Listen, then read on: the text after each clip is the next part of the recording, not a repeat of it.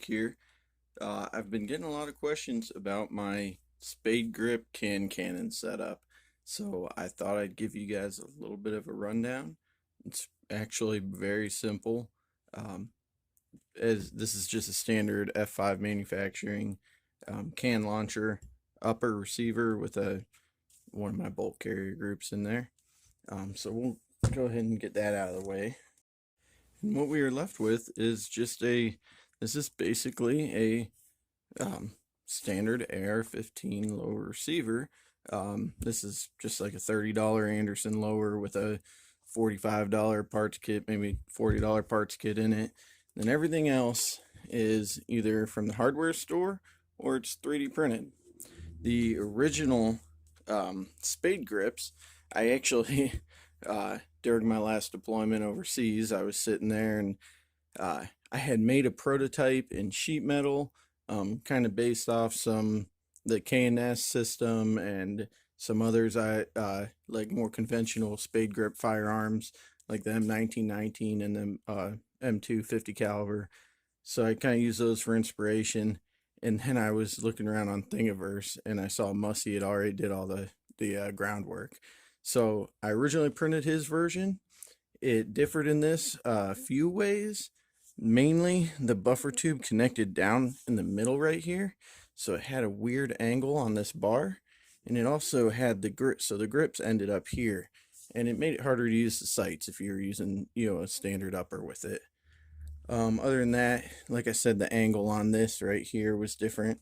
And then as far as the trigger linkage on his version, it had a clamp. You had to take the pistol grip off and it had a clamp that went around it, and it didn't fit on my first lower I put it on, so I had to redesign it a bunch, and I got it to work, and it was pretty nice. But I had a friend over, and he has a submachine gun, a Stemple submachine gun that has an AR buffer tube, and it wouldn't work on his. So he was messing around on. He said, "Oh, send me the files. I gotta have those," and he came up with this simple design right here, which is just like a U channel, and then there's a trigger bar, and I just stuck a pin in there. You could use a bolt or something like that.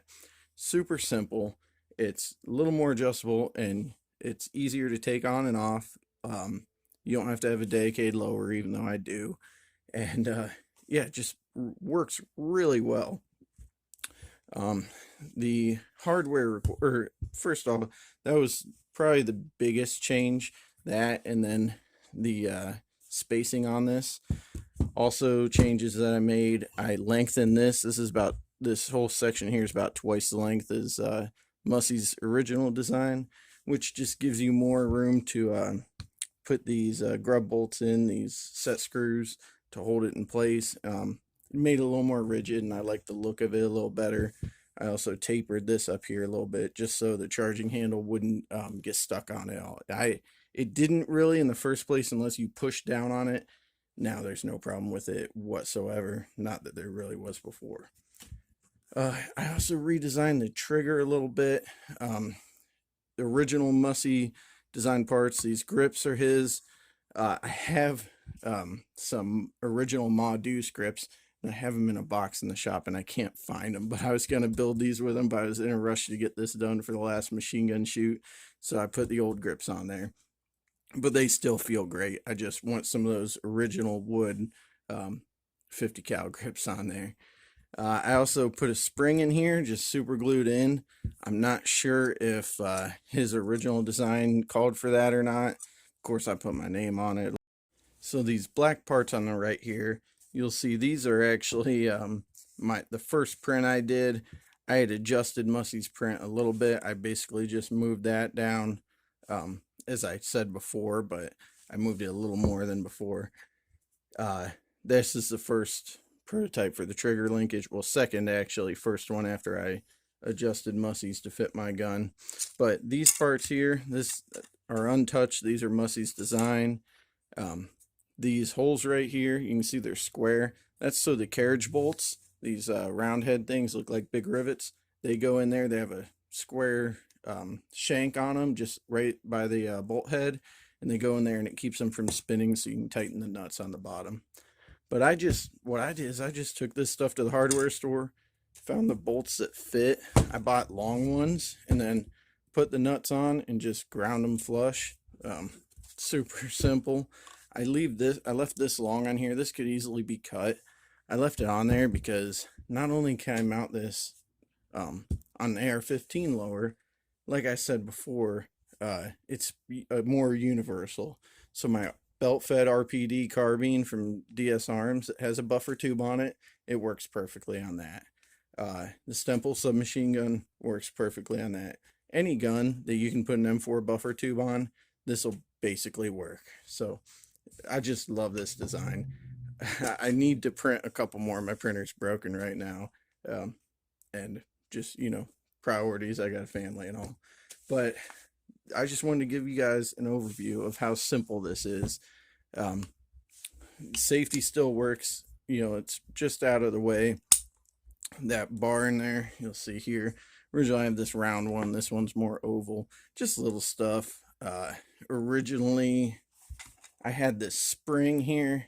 Now I have this spring back here. Still, you don't need it, but I like having a little bit heavier trigger on this. It also guarantees that the trigger is going to reset, where if you don't have that and something sticks a little bit, you might not get that trigger reset. You might have to fiddle with it. So I used to have this spring that would connect to the pistol grip. I like this design a lot better, having a spring back there. It's a little more refined. But like I said, hope you guys like this. I can't even explain how much fun it is to shoot. At the last machine gun shoot, my friend Josh came over with his cannon, and I said, hey, you got to shoot this thing. And he's kind of hesitant because he has a cannon that he actually has one he made himself. And he sat down and shot it, and he said, this thing just makes you giggle. And there's something about holding your hands on spade grips, firing it off with your thumbs, thumb trigger like that. And then the way it just kicks into your hand, and I was letting everybody I could shoot it, and not one person was disappointed. So if you'd like to make this for yourself, I have the files. I will email them to you. I should drop them on Odyssey or up on maybe even Thingiverse. I might be able to just drop them on there for the time being, because I'm not good at computer stuff. But that way you guys can build this version or build Mussy's version if that works for you too. I've seen guys run them on full auto M16s and they work great. His original design. So let me know what you guys think. What you got? If you guys have any ideas for this, what I could do with it, just let me know. This original version, this is probably 20%, maybe even 10% infill, and it worked great. This is all 100%. This thing's beefy, strong as can be. I couldn't break that with my bare hands. I'd have to like hit it with a sledgehammer or something to break it. This I probably could, but it's still great.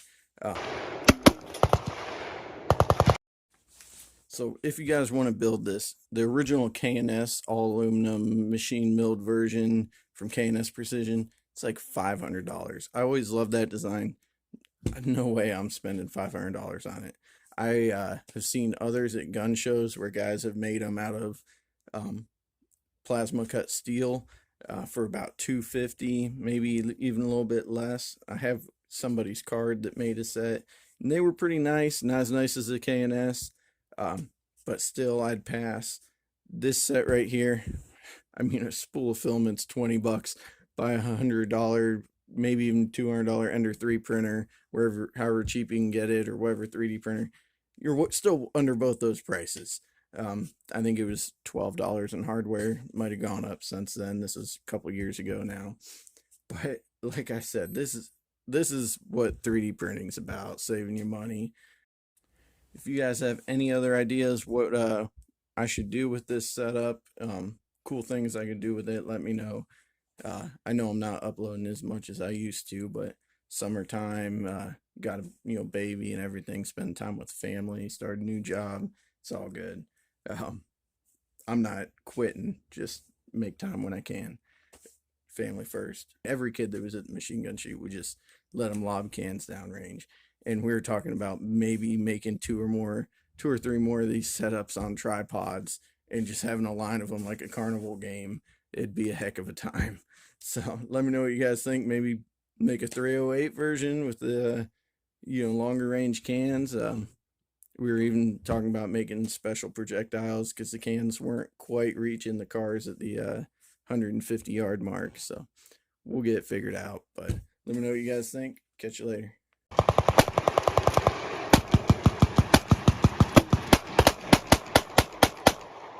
Ooh, that was close.